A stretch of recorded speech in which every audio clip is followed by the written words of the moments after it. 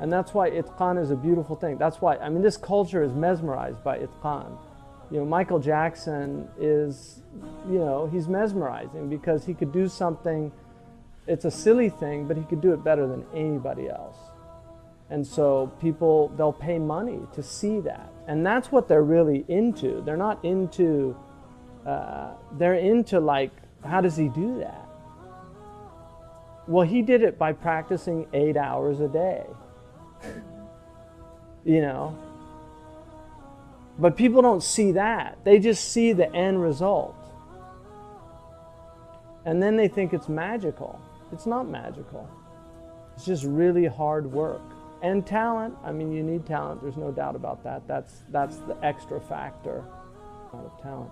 But that's true of anything, whether it's music, sports. I mean, people are paying all that money to watch these guys because they can throw a basket from a place that if you try to do it, you won't get it every time you do it, but they get it most of the time they do it.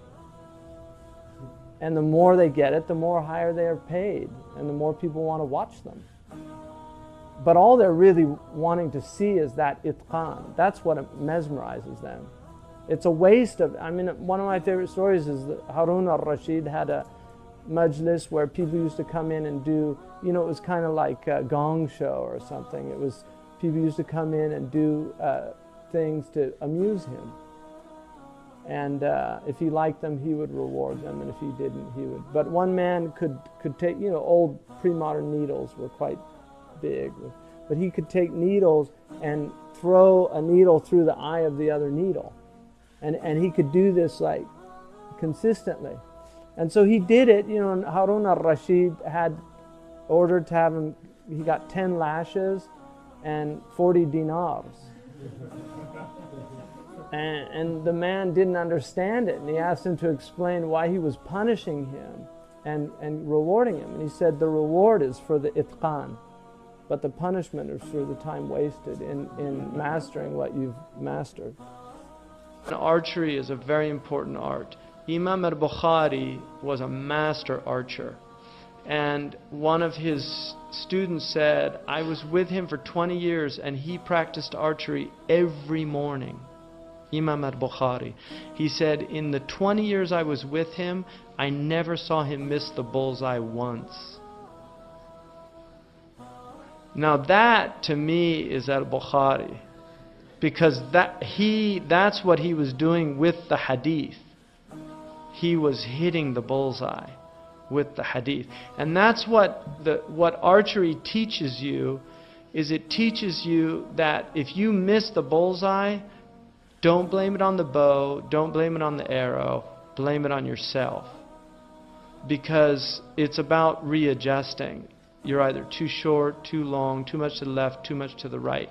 So it's learning how to readjust your own mistakes in order to change the situation. Anybody, any people can excel in sports. Some of the most extraordinary athletes on the planet come from the poorest countries. Kenya produces the greatest long-distance runners in the world. Central Africa, some of the greatest soccer players. But those are all excellence. It's about excellence. When you have this idea of itqan in your culture, the idea of really excelling in something. I think the Arabs should win every year in the every 4 years in the horses. I mean, this is their tradition. They gave the world the horses.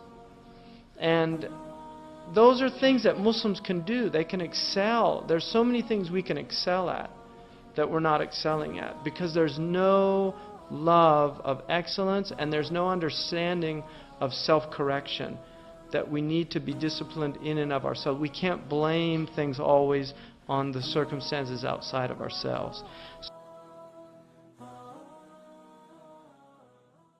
محمد سيد الكونين والثقلين والفريقين من عرب ومن عجم. محمد سيد الكونين والثقلين والفريقين